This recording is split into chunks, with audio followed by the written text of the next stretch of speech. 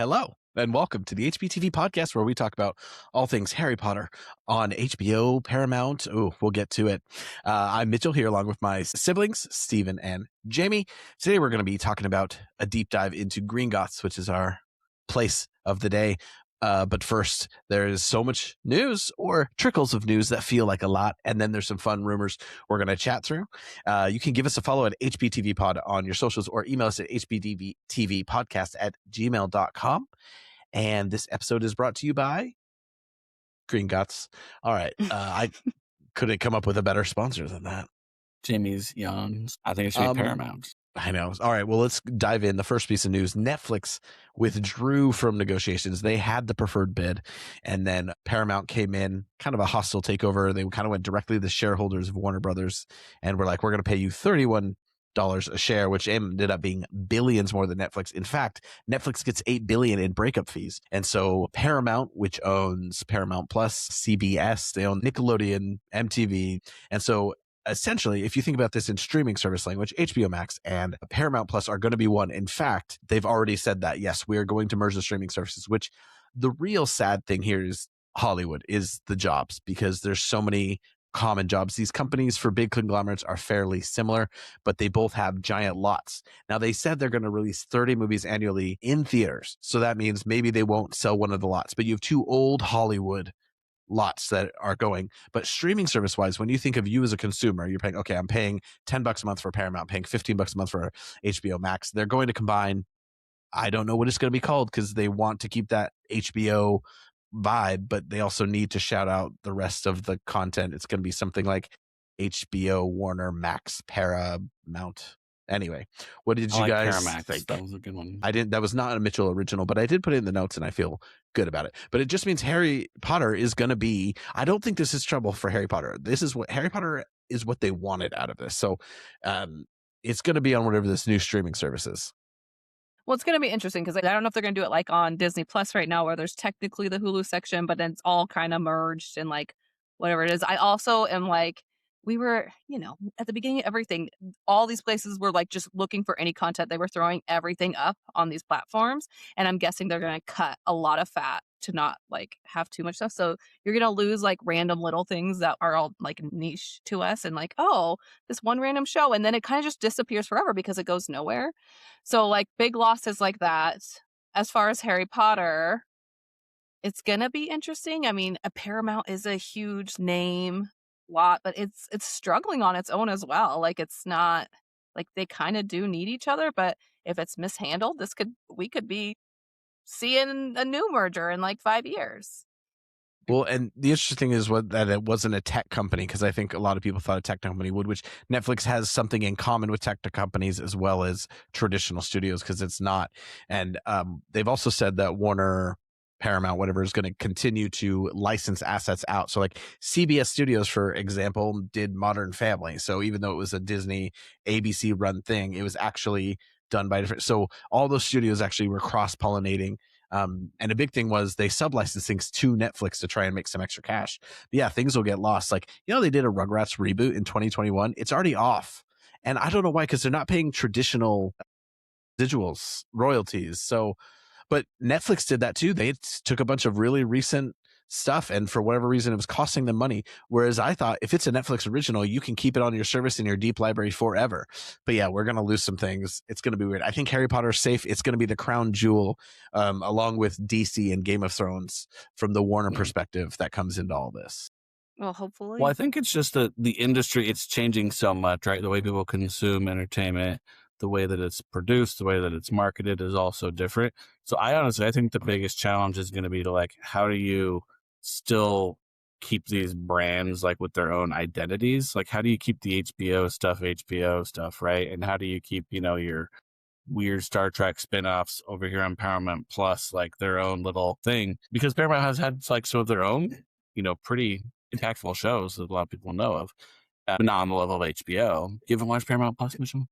There's some really good ones, but I think that's going to be the interesting part, because as they boil it down, you're going to lose more, right? It is weird when you get like the watch this on Hulu on Disney Plus, because it's like baked in there, but at the same time, it's, they do try and keep Hulu as a separate like brand, so you can go here to get this type of content and over here to get a different kind of content. Well, and so I think that could work well, but it's going to require a lot of finesse. it's all going to be about these tiles. Yeah, it's all going to.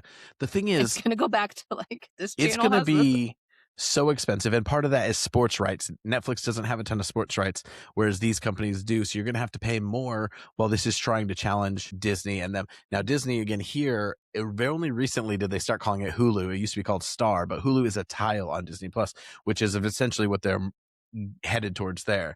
But yeah, Paramount also has all the Taylor Sheridan shows, which are really underrated. Like, old white people love that shiz, and it's huge. Same with like NCIS, like that is all on that old Where CBS I watch my stuff ghosts. too. UK and American Ghosts. Yeah, those are on iPlayer here. It's lovely. I know there's a Frasier's UK on there. version. I'm going to check that out. Oh, Cheers is on that there. was the OG and the reboot of Frasier. And the reboot of Frasier. No one's watching that but you. Well, it did get canceled after 2 seasons, but it feels like mostly. But that's the thing too. That I mean, I'm not scared about Harry Potter, but it's a lot. Paramount has been a lot like Mitchell said with these like original shows. They give them like barely a chance to remember. They like, I mean, and it's like iCarly. They tried to do a reboot of a few other things, and it's like if they don't hit right away, they pull them, and so you don't get that like 22 episode chance to pick people up along the way. Now, Paramount was just bought last year, and that was another saga. And so the guy who bought him was Larry Ellison or David Ellison. I can't remember who's the dad and who's the son, but he owns Oracle. He's one of the richest men in the world. So maybe they'll start to put their cash behind something.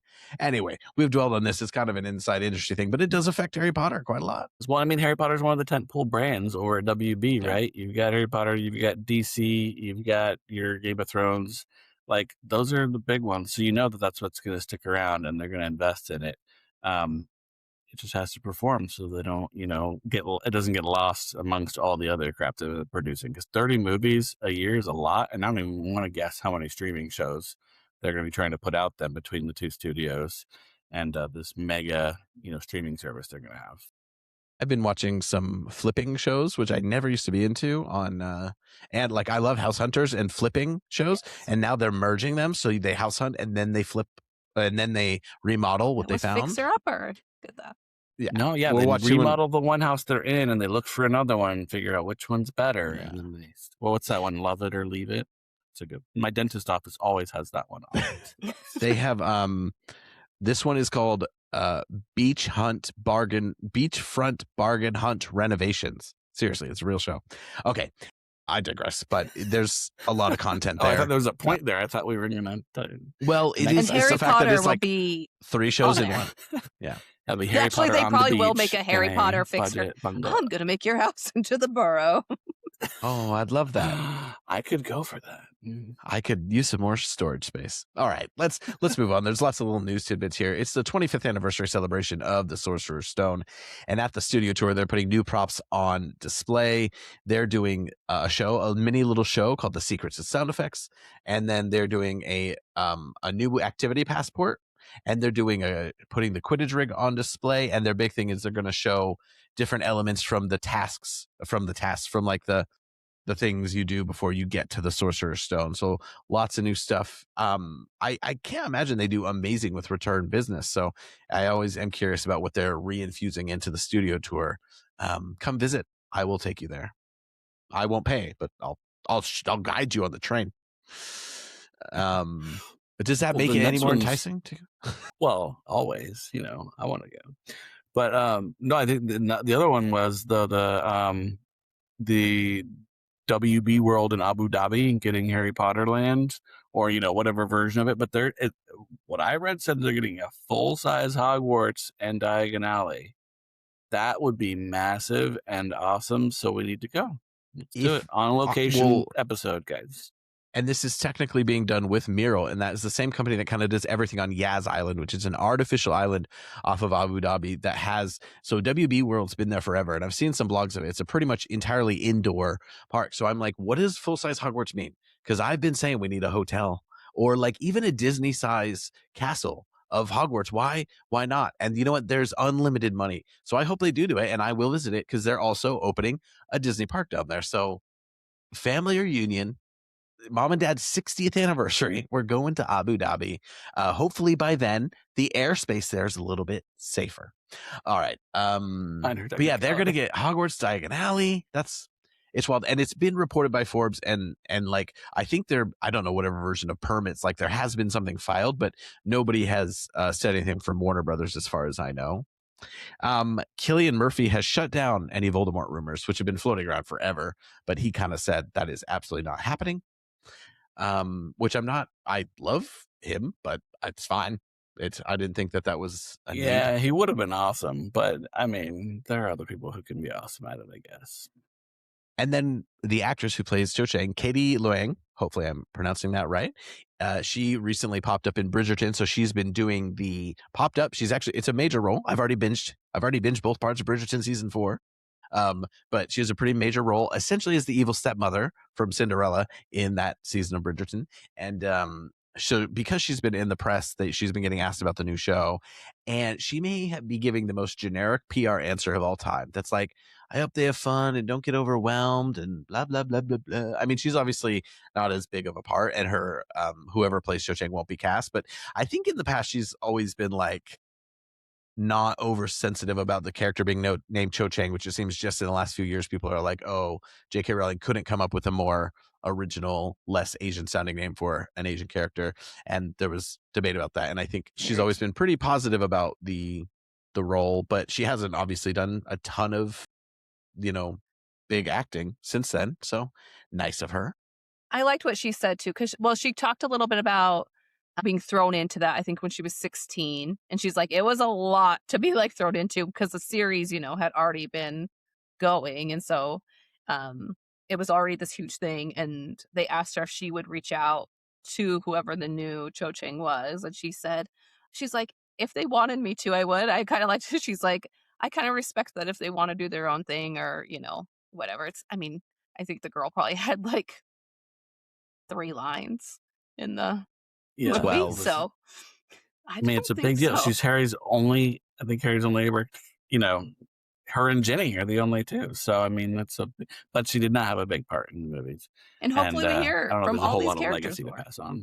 Have you guys heard of these books called the Pocket Potters? I feel like I should have, but I haven't. We talked about them when we talked about the stuff coming out this year for the anniversary. We did we did a quick little thing about a couple new ones that were about to come out, and now 2 more new ones are coming out, right? Right. Luna and Dumbledore are each getting their own little Pocket Potter book, which is fun. There's been some casting announced. This is just the trickling again of little bit parts. We know season 1 is well underway, if not mostly principally shot. Lewis Shelton is going to be Ron in the Mirror of Erised, so we know we're going to get Ron seeing his future where he is the Quidditch captain and everything. The hotel manager is going to be played by Neil Edmond. That's just before they go on the rock. Hi, Tommy. Welcome to the HPTV podcast. Let me finish this one little bit, and we're going to skip to your section.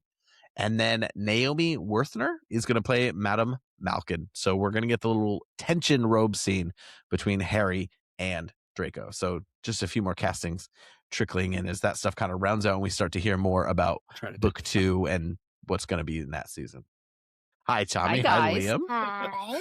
Liam, you can tell us what you think about Harry Potter? Has Liam started Harry Potter? No, Liam? no. I can read it to you. And if you don't read it, you'll have absolutely no idea about every single thing we talk about. What are you watching these days, Tommy? What is your favorite television program at this very moment? And what streaming service is it on? Phineas and Ferb. Very catchy theme song. But you guys been watching a lot of that. What's that other show? Rob. Oh yeah, Mark Rober. Mark Rober. He's got he's the thing on Netflix now. I think they just took a lot of his YouTube content and put his episodes on Netflix, but the boys have been a little obsessed with him and all that. I think he's producing something original for Netflix soon too. And he went to BYU, didn't he? Yep. And I went to NASA and That's went to YouTube. I think we should stand. We go all over. We meander through topics. All right, Tommy. Harry Potter. What do you know about Gringotts Bank? It's definitely not. That's our sub. It's definitely not green. It's no. It's not. That is true. It's white. What do you remember though? Which books do we see Gringotts in? Do you remember which books we see it in? I think we see some of it in the first year. Mm-hmm. I don't think we see much of it in second, do we? I mean, we mentioned that they go there, but I don't think that we spend any time there really. Was it the 6th or 7th book? I see what you did there. It's the 7th book is when they go in and they try and rob it. Would you try and steal gold from Gringotts? If I wouldn't end up dying, then yes, probably. I mean, there's a dragon that tries to cook you, so I would not recommend it. I'd be murdered 3 seconds in. If I even Importantly, survived it. there's those vaults where if you touch it and you're not a goblin, you get stuck in there, and they only check them every 10 years. So, Oh, caution. Have you been on the Gringotts roller coaster in Universal? no. We haven't been to Universal in a while, have we? Yeah, I kind of remember myself the last couple times. How rude! But I don't think you were tall enough last time we went, but you're tall enough now. We'll have to go do that. Now you have something to look forward to when you're there because you're tall enough, and it's not a very extreme one either. It's very fun though. I won't spoil anything else, but yeah, Gringotts is where you get your gold. Where is Gringotts again? Do you remember? In Universal, obviously. Well, but in the Harry Potter universe. In the Wizarding in world. Diagon Alley. Diagon Alley. Yes. I think it's at the end of a path. It is. I mean, it is in Universal. I got that from the Harry Potter Lego video game. Yes. That's loves Harry Potter Lego videos. I've heard it's good. What are you doing, Gringotts, on the video game? There's some levels where you get to like build things. Mm-hmm. Well, basically an escape room, but with the walls are stone. Well, broadly in Harry Potter, Tommy, what is your favorite book? Ooh, my favorite book. And is it different from your favorite movie? I don't really watch the movies too much. Good. I hear they're very different from the books. You've seen some of They're them. inaccurate. I've seen some of them. But you weren't. All right, book. What's your favorite book? And right now I'm debating between book 7 and book 2. Book 2? Why book 2? What do you like about that one? I like the part with the basilisk. Oh, okay. Grr. You like big snakes? Yay. Who's your favorite Harry Potter character? Ooh, I'm gonna say Dobby. Dobby is a good one. Dobby! He is a free elf. Were you really sad in book 7 when, I knew, like, the way his character was based, I knew that he was one of those offhand characters that was probably going to end up dying at, like, some point in the series. So I wasn't really all that surprised. What are you reading now, Tommy? I feel like you crushed those Harry Potter books. What have you read lately that you've enjoyed? The book, or the series I'm reading currently, is called Engineers. Nice. Engineers. Engineers? I have the book in my back. Like engineers, but nerds. But they're nerds? Yeah. Is this like a novel, or is it like facts, how to learn about engineering stuff?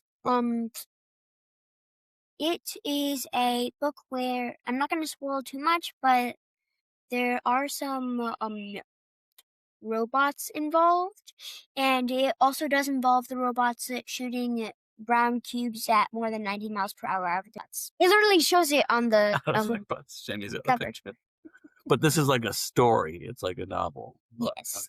Tommy's been reading a lot of like non-fiction books about engineering stuff and like wacky facts and stuff. Wacky facts? Wacky. Oh, you're really embracing the Florida attitude, huh? I see. That's... Oh, man. All right. So, well, the other thing we're going to talk a little bit about, we get your take before we go into it, is goblins. So, goblins and Gringotts kind of go together. What do you remember about the goblins? They're like warm and cuddly, right? Nope. Absolutely not. That's what they like. Money. They do like money.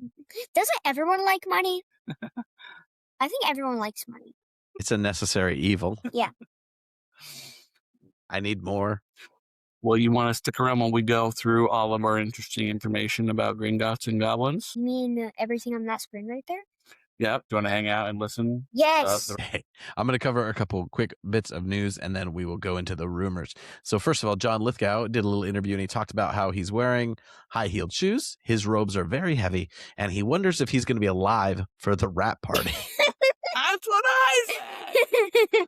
Yeah, he is. Voice your concerns, Stephen, which look, he's 80, starting a 10-year project. There could be an issue. There's also a little preview release of Sorcerer's Stone, the immersive version at the Cosm, which is like these small sports bars that are now showing some non-sports stuff where it's like you're in a dome. So it feels like it's all coming to life. It feels like you're there. So I'm very interested to see what that would look like. There's only ones in Dallas and Los Angeles. So that's supposed to be like the unfortunately, we can't see sphere? them. I haven't heard of Yeah, it's kind of like mini spheres. Okay. And then the last bit, we all kind of talked about this in our group chat, but there was a really cool behind the scenes video put out about the full cast version of the audiobooks. And I thought, I've enjoyed Goblet of Fire. I've still been slowly getting little snippets of that in, but I love Fully, like that. I love the weird ways that they bring it all together. And even though like there's some things I don't love about those books, I thought that was really cool to see. Was there anything that stood out to you guys from that YouTube video? It's been so long now. I appreciate like how much work was put into it. And I think it does show like the effort put into it and that people are like acting things out and moving. It's pretty cool how they do all that. I just think it's cool to see other people Jim. love Harry Potter as much as we love Harry Potter. So like all the effort they put in, like Jimmy was saying, right? It wasn't like, hey, have these people read these parts. Like they really planned it out and they did really good casting. So, but it's fun to watch. Everyone should check it out. On to the rumors. Don't spread rumors, kids, but some of these have come from people who have been right about a couple things, so we'll see. The first one is that the first episode will end with the boat ride to Hogwarts.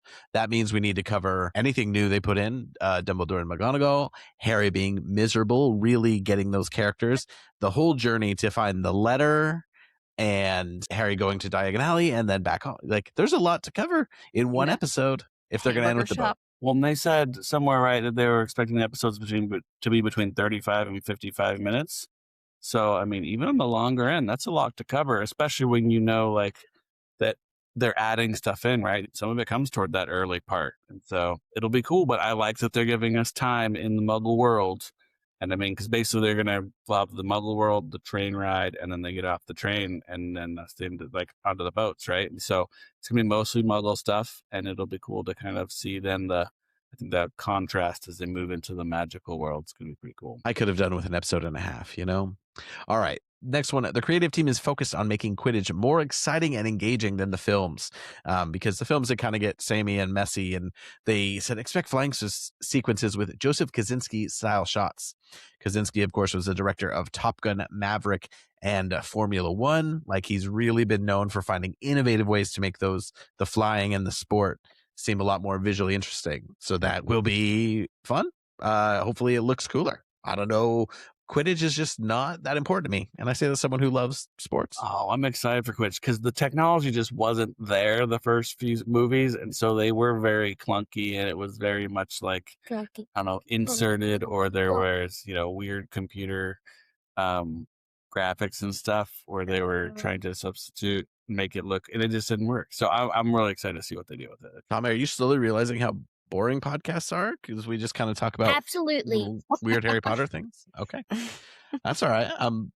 I thought it would happen. The next rumor, Rob James Collier, who is best known for playing Thomas Barrow in the Downton Abbey series and trilogy of films, was in heavy negotiations for the role of Voldemort. Now, it says last spring, so this could have been something that didn't go forward. But look, I really hated him. He did a good job at being evil, so hopefully he can do a good job at being evil here. Now, we know they wanted a big name, so I wonder if the hesitation with signing him was, let's get a Cillian Murphy, and when Cillian Murphy wouldn't do it, they were like, let's settle for this guy. No offense, bro. I love Downton. I love Downton. He's gonna make a good Riddle, I think. He wouldn't get any redemption arc this time, Goldie. so I think that would probably be better. Well, he could play his own dad in the flashbacks and be a nice, terrible muggle. All right, next. Hogwarts Legacy was a strong source of inspiration for many departments. I think that's good just to say, let's give another visual feeling and another yeah, just a whole different vibe to Hogwarts. Well, I'm excited too because it tells me there's some consistency. You know what I mean? Because Legacy is specifically didn't depart too far from the movies, and so it's different but not insanely different. So it's a good in between, I think. Yeah. Like the book world and the movie world. Like they take elements from the movie, but it's so thought out. I don't have time, and I don't have a gaming system. Well, I do have a Switch Lite. I still haven't played it, and I want to, but I'm like, when would I? And now there's rumors that they're going to try and release 2 around the same time to kind of build up this Harry Potter hype. All right, next, a rumor from what's been heard, Dominic's English accent is quite good with only traces of his Scottish accent occasionally. And Alistair Stout, who is playing Ron, has a strong Northern accent. The Weasleys are not technically supposed to be Northern, but it's not a big deal to me if he does have a Northern accent. We could use a bit more representation for the North. That's quite a big thing. Is that not North? Where is that? I don't think so. It's not a real place. Let's do some Googling. Now, there's a big debate on what it means to be in the North. I honestly never realized that there were different British accents until recently. But when you think about it, I mean, I do, but I agree in the fact that most Americans that one's not. a Liverpool accent and that one's a Manchester accent. Like it's only gonna bother the British people. Right. The posh the people of the United Southerners. Kingdom are gonna be So, but the rest of the world probably be like, England is kind of flipped in that the North is kind of the North is considered a bit more blue collar and a bit more like they have a stronger accent. Whereas the South is considered a bit more posh. Whereas I think in the States, it's kind of the opposite. The South, you kind of have the Southern accent, and the North, you kind of have the New England, which can, have its own version of. But you have the equivalent of a Florida man in the north of England. That's the real question. Oh, there's some weird places, but not as strong. Not as strong. If Dominic's Scottish slips through once in a while, look, I'm not too hurt. It is interesting that they thought the best kid would be one who would have to speak in an accent the whole time. Let's see. Papa Essiedu's performance as Snape is said to be spiteful, savage, and intimidating. No wig, but minor facial prosthetics. Maybe a nose or some scars. So that's interesting, but he's not going to have the long hair then? Yeah. I'm really cool. Again, these are rumors. HBO. Now, this one, I'm like, is this wishful thinking? HBO is in early negotiations for Kit Harington to join the show in the future, possibly for Lockhart or Sirius Black. They're planning to have it be a big reveal at Comic-Con this summer, hyping up the return of Kit Harington to HBO television. Now, something's wrong here because Kit Harington is on Industry right now. And Kit has also been talking about doing a revival of Thrones. That's kind of been said. It's off, it's on, it's off. Anyway, I think he could play those characters quite well. He's slightly older than we've kind of been asking for the Sirius Lupin, but he can play younger, I think. Anyway, I think he's done a couple weird roles, but overall he's a good enough actor for this. That does make me wonder who else could see him as Sirius. The full cast audio might actually end up in the movies as a result of like that connection, like what if we had Keira Knightley actually takes Umbridge? Like that would be pretty cool / hilarious and to see. She does not look like a frog or toad. She's tall and hot. They can add facial prosthetics like they're doing to Papa. The only other one I really want is James McAvoy. I would really like him as Mad-Eye Moody in the series. I think that could work. I do wonder if people are they enjoyed that and now they're more open to that. They get sucked into the Potter world and they see that it's awesome here. Yeah. And they may have gotten less backlash than they thought. Go on. If he played Lockhart, it wouldn't be, that one season, it would be a time commitment, but then it's not. And even Sirius, we've talked about he wouldn't get way less screen time than. But still, still significant, especially in 5. Like he comes and goes. I can't imagine him as Lockhart. That's not at all how I imagine Lockhart, but it would be interesting. I definitely think like the little charming faces he makes and stuff, he could play that up. It spread his range. Are you staying here now out of resilience when you secretly want to leave and go watch television? Or do your homework like a good young lad? All right. On we go. As JKR's role in the series has decreased after production started, but she still holds calls with Francesca Gardinier, I don't know, and is providing feedback for the scripts on the season. I think that's about what we'd want. I think they're trying to stay loyal to it. Like, she's excited about it, but she never needed to be super heavily involved. We know she likes the control, but I think Warner Brothers is already like having to balance her reputation. So that one is fine, probably. Sure. And I think that's, completely normal for a adaptation. But Have I said any rumors that you guys are think that's probably BS so far? No. They all seem feasible, and most of them are things I want to be true. So I'm inclined to believe them. So. All right. Next up, as book 1 doesn't have much magic/duels, there will be many scenes added to showcase how this show will display magic on screen, including Lily and James in that leaked footage that we saw. Maybe they're running away from Death Eaters or something. I think there's okay magic in 1, but of course the kids aren't good at magic yet. So that would make sense. We already know that they are putting in Nicholas Flamel and Lucius Malfoy. I am wondering if we're just going to see Draco. Like, I think there's some specific moments we might really see at home, but sure. That one, again, not a stretch. Yeah, I don't mind that. I just don't want them to like over sensationalize things. Like, I think the subtle magic is supposed to be like what draws you in and what is so magical about it, and like the little things going on in the background and stuff are exciting enough, and then let it build throughout the series until we get like major battles and stuff like that. I think of it like how I think of like Molly cooking in the burrow. You know what I mean? Like setting a pot to stir itself and a knife to cut the bed. Like, that's just how she cooks all the time, and it's like second nature. So like those kinds of things just happening in the background and stuff is like part of the awe of entering the magical world. And then you get to add in some of the more exciting fighting and, dueling and all that kind of stuff as the story progresses. This one would be a little bit, depending how much we're talking about giving the adult screen time, could be extreme. The structure of the show will be broken into 2 levels. The main story will be the kids, specifically Ron, Harry, and Hermione. The other level is the adult characters, specifically the Hogwarts staff. Both levels will interact, but also have individual storytelling. Expect more drama, emotion, political, social from the teachers. That would be a big deal if we start to see what's going on at that adult level. I get like Glee vibes almost or something, you know what I mean? Like the teacher drama and then the student drama. Well, maybe we'll find out who's sleeping with who amongst the teachers or something. I don't mind hints of that stuff that would kind of go over kids' heads, but like I still want it to be like a kid-friendly show. Like, I don't know. Are they playing to millennials and adults more? It kind of just takes you out of Harry again, which I've already kind of complained about. Like, we're not. It feels seeing like we're the not with world Harry.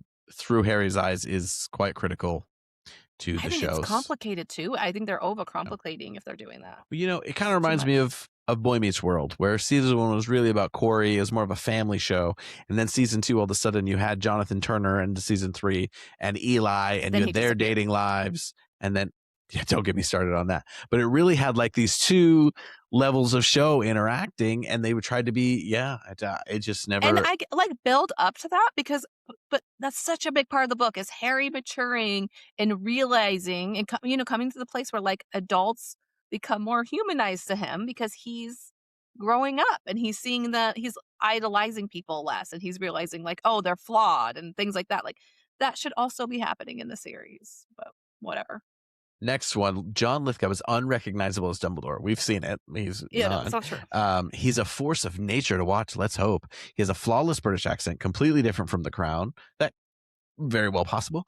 He's much more polished and refined, with a slight strain to match the age of his character. Probably just to match his strain of him, because Dumbledore's kind of like meant to be. He is an old man, but he's kind of meant to be ageless. Yeah, it's supposed to be like an old man with a lot of energy. So I wanted some quirky. Let's hope we get some quirky. Yeah. That's great. All right. Next, lots of content on the politics of the wizarding world, including Fudge and the Ministry. The show will explore on depth how this world coexists with the Muggle world. Again, now we're getting into lore and magic systems and how they hide, and how, like, we see that obviously chapter 1 of Half-Blood Prince when he meets the Muggle Prime Minister.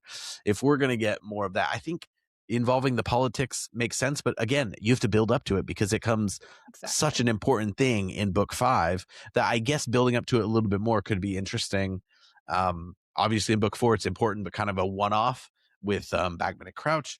But yeah. But even book 2, like book 1 draws you in. Book 2, we get a little bit of that with Hagrid, the hippogriff thing and all that kind of stuff, and Dumbledore being taken from the school. Like, let that grow because I don't know. Don't open. I do wonder though, like I'm like- just thinking about like the world post Voldemort, like that was such a huge event when he like died, right? When Harry was one, and now we're 10 years Yeah. later. And so I could think there might be this aspect of like the world adjusting to that or something, you know what I mean? Like I don't know. I think there's some interesting things to tell there, some interesting stories to tell there, but I don't know. It could get real hairy. It is Not in a really good interesting. way. I think it's really interesting to us. I don't think it's interesting to 11-year-olds. So it's like, is this becoming like an adult show that's about a child? When he become And Hagrid. do I just Well, yeah, accept that? Yeah.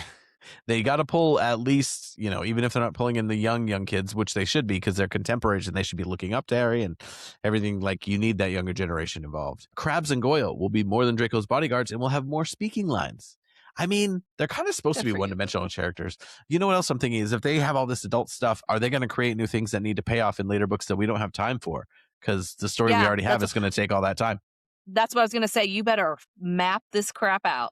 It better be tight. So there better be someone who's mapping, like if they're kind of like adding rules to the world or they're like expanding on things we do learn throughout the books, someone better have that written down so it makes sense. Because even in the book, there's plot holes. But also with the point of Crabbe and Goyle, I don't mind them being expanded as characters. That's where we should be spending this extra time is expand the children. We gotta get us some more Like Cho give them Chang. more personality, more character. Give her more than 5 Yeah. lines. More Let's learn more about memes. her. Maybe Cho and Crab. Yeah, no. That's Crabs. end game. The visual tone of the show will be completely different. The closest film would be The Goblet of Fire, which some people really don't like. It's a different energy. It is a brighter, I don't know. I think that is I don't know a about that. little bit of a negatively viewed film when it comes to some of Yeah, the big It's like stuff. it It's, sticks out. It's over different from designed. a lot of the others. And like the long hair, that's what I remember most about them. That's all I think about. I think about the hair and the disheveled clothing all the time, like how much effort was into being like, we're 90s kids. Like, and it was just like so random. Like, your tie's too short. That's It doesn't say anything about the hair. All right. They are currently casting for a young Harry and Dudley. I'm going to try and finish through these really quickly, unless they're really important. They're currently casting for a young Harry and Dudley, probably for flashback scenes and photos. Then the series will explore more serious tones of a story. An example being the loss of Harry's parents and the abuse of the Dursleys. So there will be more emotion in this one season than the entire film series. Let's not make it sad. That's setting the bar a little high too, though, making it, more than the whole film series. There were some feels in, Deathly Hallows Part 1. I don't this- like that one either. I'm not This is liking this. a huge animatronic was ordered, very impressive in detail and capabilities, most likely for Fluffy. Look, good. Thanks for joining us, Thomas. I don't I'm all hate for this. practical. I'm for practical, but I'm also like, just do better CGI because the dog needs to. I guess if it's dark and it doesn't move that much, but like I don't want it to be limited. I don't know. What am I worried? Well, maybe they're doing like a mix of both, There's like not so the that kids much can interact screen with it. time for Fluffy either, though. Like, so they're gonna get this huge He said animatronic 2 scenes. get a total of like 2 minutes at most of this. Well, as far as we know, we're gonna see freaking what's his name, Quirrell, going down and everything because apparently they're showing everything. So Maybe it's going to be repurposable. All right. Last rumor. Wands and broomsticks will be more personalized and diverse with many names and variations. I kind of get more names of broomsticks because we only hear of like 5 or 6 and predominantly like, obviously Firebolt, Nimbus, Clean Sweep, Shooting Star, Silver Arrow is one of them, I think. Anyway, so I kind of get there being more brand, but I'm like, do you actually need Comet 260? Do you need that many more? and I don't even know if that's like a thing, like they're just doing that, but you don't necessarily hear about that on Also, screen. they're probably just redesigning the wands, so we have to buy them again. Those. Oh, course. 100,000%. And Jamie will. If Be it's like good. $150. But it's slowly starting to piss me off. I feel like we started this podcast like to explore things like news and rumors, and that ended up being the first substantial. Like, I know it's been a couple weeks, but like where we had enough Good download. to talk about. Yeah, I felt like it went on, because but I'm like, that is what we, envisioned is getting to talk we about this haven't stuff. got any Yeah. info for like a good 6 months now. Well, what I noticed in studying Gringotts is that there's not maybe as much to it as I thought. I think it's something that has opportunity to have fun magical stuff behind it. I didn't look into goblins that much, so any thoughts you guys can bring? Gringotts Wizarding Bank was the only wizarding bank in Great Britain and was owned and operated by goblins. It was founded by a goblin named Gringott in 1474. Its main offices were located around the north side of Diagon Alley in London. I did not know it was named after a goblin, though. That's interesting. That's the first fascinating tidbit. So looking at in the story, right, key events. So Harry first goes to Gringotts in 1991, which is when Harry takes him to his vault, which is where he gets his money. And they also get the Philosopher's Stone from Vault 713, which is important because that's the same day that Vault 713 gets broken into. And so we know now that was Quirrell / Voldemort stealing the Philosopher's Stone. Quirrellmort. Yeah, there we go. Voldemort. And but the vault was already empty, so that was a big fail on their part. I am curious though about maybe that's something we get to see early in the season is how they break into Gringotts, because it's not easy to do.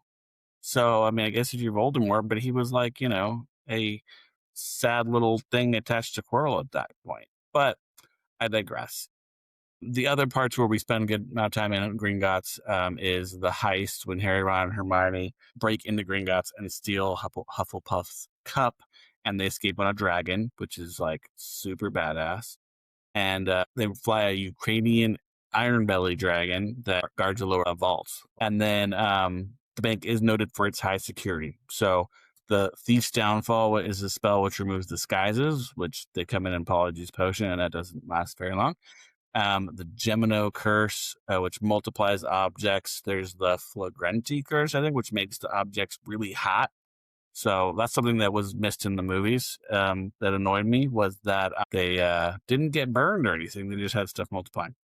And then, of course, dragons guarding the vaults, which is also pretty dang cool. I did look up where the name Gringott comes from as far as that fact, and it says in the Prisoner of Azkaban video game, it was a chocolate frog card. So I don't know how verified that is, but I'm running with it. Why else would it be called Gringotts?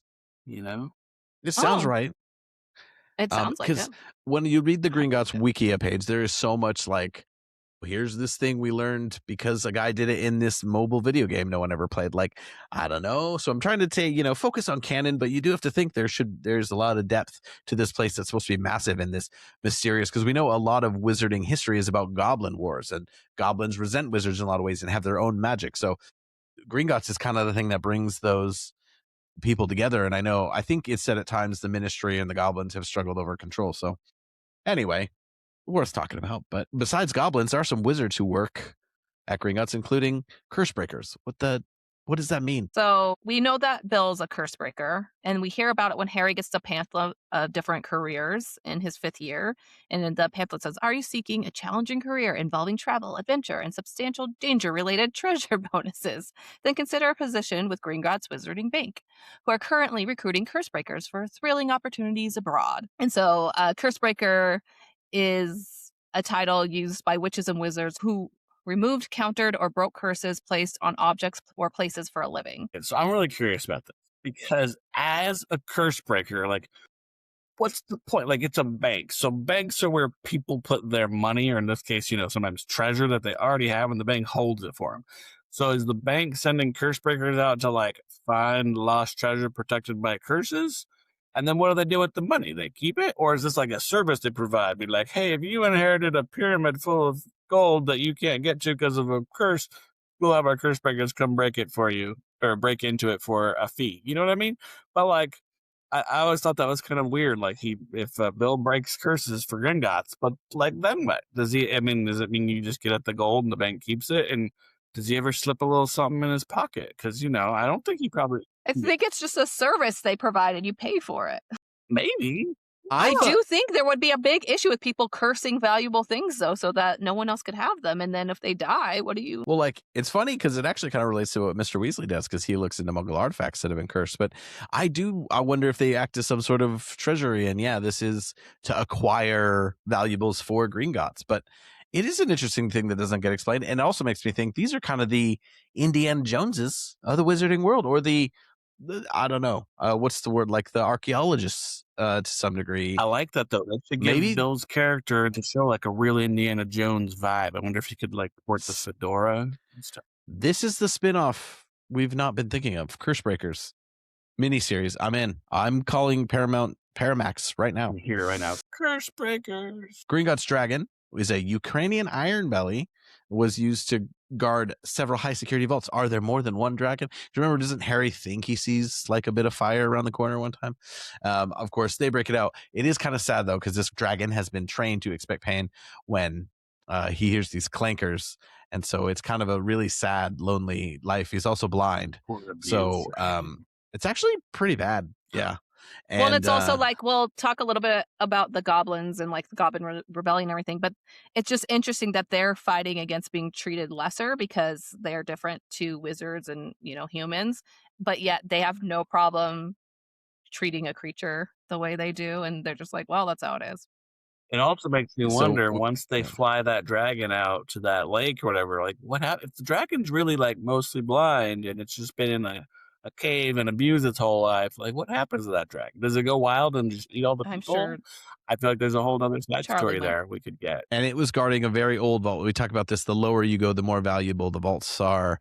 The older the wizarding family is that was able to afford that and has all this treasure to protect. We do see Harry go through the thief's downfall with the water that takes off any enchantments. I think it said there are definitely trolls. There are keys, plain old keys. Remember Vault 713 where the Sorcerer's Stone is just needs a key? Harry's just needs a key. Oh, no. Harry's needs a key. 713 needs the finger down the door. And then there's one at the end where they need the palm of the goblins, some complex magic. And I think somewhere it said in the future, sphinxes were going to be used.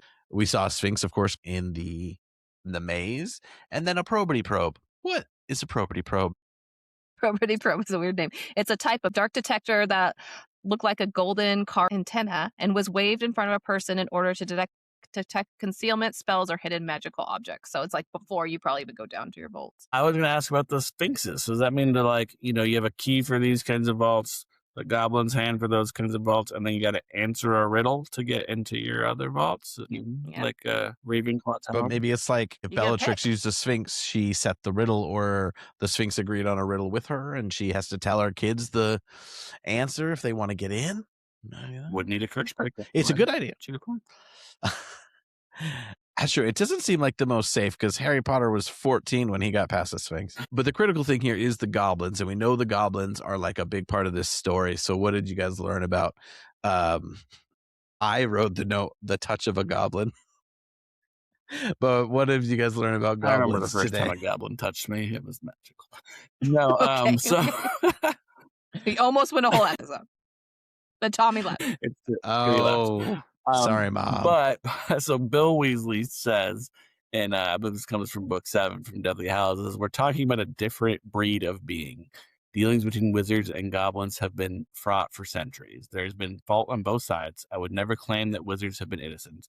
However, there's a belief among some goblins, and those of Gringotts are perhaps most prone to it, that wizards cannot be trusted in matters of gold and treasure, that they have no respect for goblin ownership. So there's some very interesting dynamics we learn between the goblins and the wizards. And it's interesting that like the crux of that seems to be treasure and ownership of things. And yet that's exactly where they intersect the most with the goblins running the bank that all the wizards use. I find it pretty fascinating.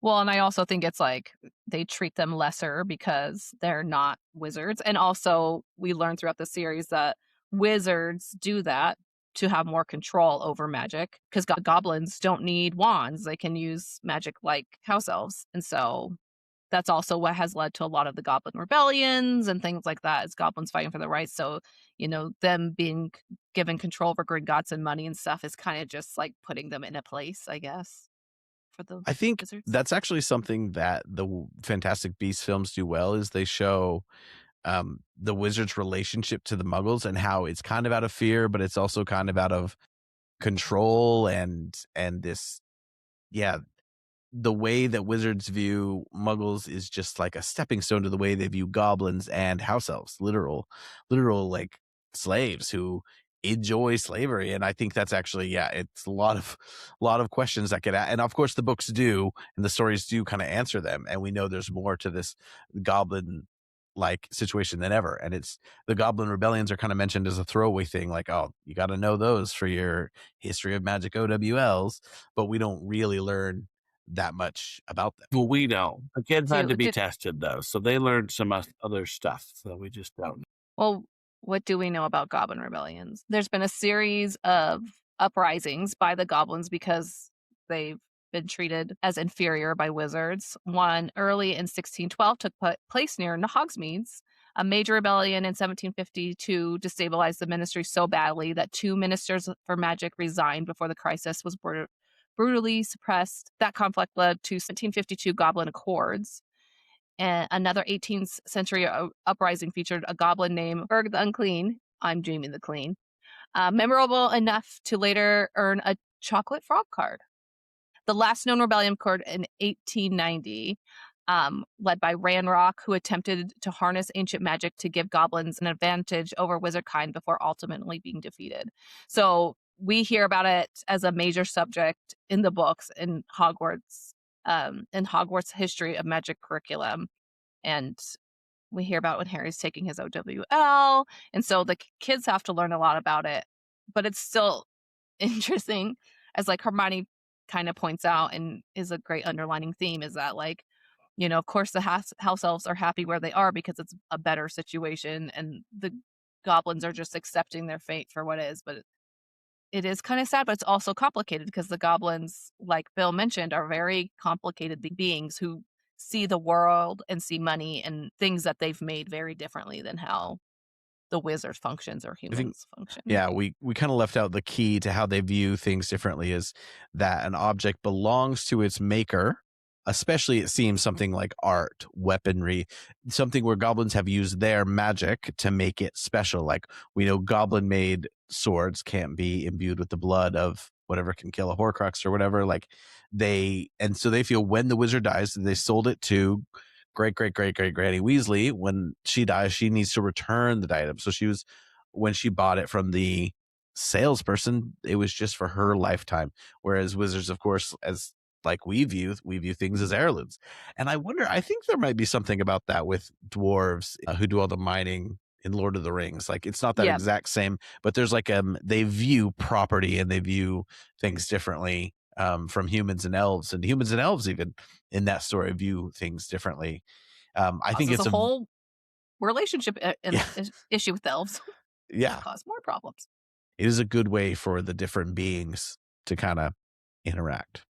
All right, last thing on Gringotts. You can visit Gringotts in real life, both at the Harry Potter Studio Tour, which is a full-size set, and, of course, the queue for the Harry Potter theme park ride, which is in Diagon Alley at Universal Studios, Florida. It is one of a kind, whereas Hogwarts has been replicated in 3 or 4 different parks, at least, around the world. This is one of a kind. It may end up in Abu Dhabi, but it's the only ride in that Diagon Alley section, which is one of the most immersive, fun areas you could ever be in. And I think they need to add a second ride. I digress. But it is a 3D multi-sensorial indoor steel roller coaster. And yeah, it has physical set pieces. It has screens that kind of are 3-dimensional and they're going to make you feel like you're there. And it is technically like a roller coaster track. I wish it had about 40% more roller coaster. It is a little bit on the short side. Interesting though, because it, like, you get your roller coaster piece and it stops. It's almost like a dark ride. You get really cool projection and show and stuff, and then it goes back into roller. So it's a cool mix, but it would be funner if it was a little bit more roller coaster. I think the queue is really cool. Yeah, the queue is the strongest point, is that you are in the main lobby and there are goblins on either side all down the hall, and then you get to go down the stairs, and that is themed. You see Bill's office. Bill is in the pre-show, which is also kind of like a 3D interaction you have in his office. The elevator is really cool. It makes you feel like you're really going down in an elevator with the screens all around you, make you feel like you're in this caged elevator going down. And then, of course, the ride itself is the cart that Harry and Hagrid take, for example, and then they take again in 7. But I'm like, ooh, I know they have to make them somewhat family friendly. They're not trying to make these extreme coasters, but I just thought there could have been more coastery, but limited space. It's an indoor ride, which makes it tough for a roller coaster. It is fun, but again, when this opened, I think it was rave reviews, and it is a great mixture of thrill and mixed media and everything. But I think for something that's supposed to be one of the great attractions, it was missing just a little bit for me. Like, I won't wait more than 45 minutes for this. What is nice about it is that it has a lower height minimum than the other two rides, Hagrid's and Forbidden Journey. So it is nice so kids can ride it a little sooner. But I think they probably did that on purpose because people probably are like, the only thing kids under like a certain height could ride was the hippogriff, which is painful for the adults to ride. Your knees are Very lame. Yeah. The queue is really cool, though. Although apparently they've replaced some of the texturing, the marble texturing on some of the pillars, and it looks really fake and mismatched these days. It's little things. But obviously, if you're walking for the first time, it's the scale. And now Epic Universe has taken that to another level with the Mystery of Magic, where you're walking in and it feels so. It is massive, and so the Gringotts really was. I mean, it is full scale. Like that is the size of it. Whereas Hogwarts is definitely like forced perspective from the outside, and then you're going through some hallways, but none of them are maybe true to size in comparison. Do you think it will look different in the show? A lot different, or do you think? I hope they tweak it. I think everything should be tweaked. Do you think the goblins will look different? I don't think they can make them too different. They do still have to be. They still described in the books, but yeah, there's some room. How humanoid do you make them?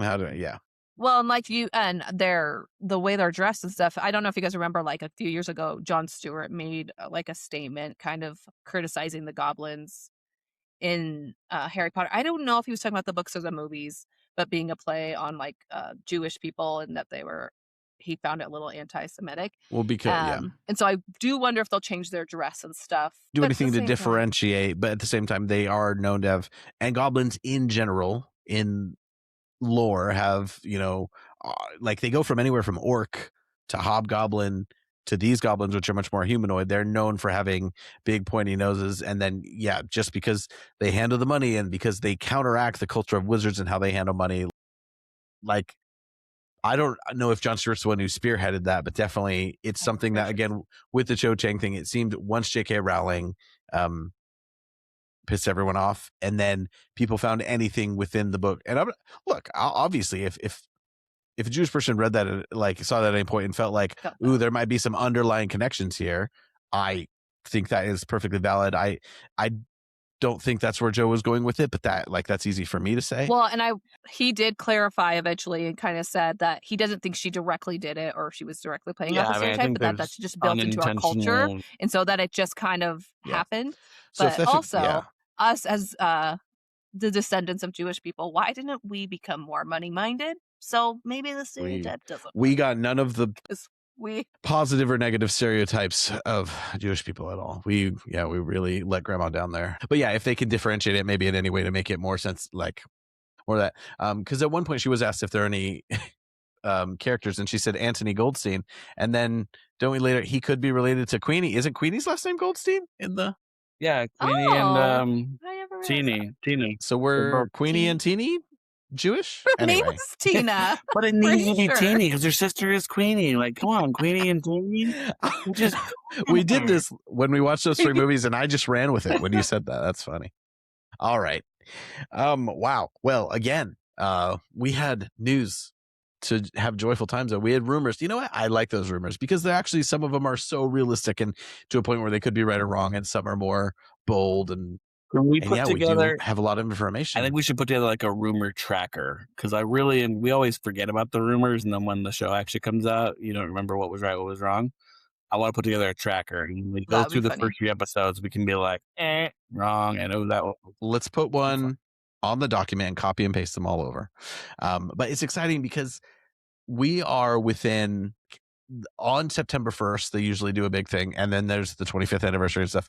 At one of those points, there is going to be a poster, and then there is going to be a teaser. Like, we are within months reach of that. We could be I think we're 12 months away from the TV show starting, which means we're probably 4 to 6 to 8 months away from huge promotional things being released. So it is kind of exciting, and more of this stuff hopefully does continue to come along.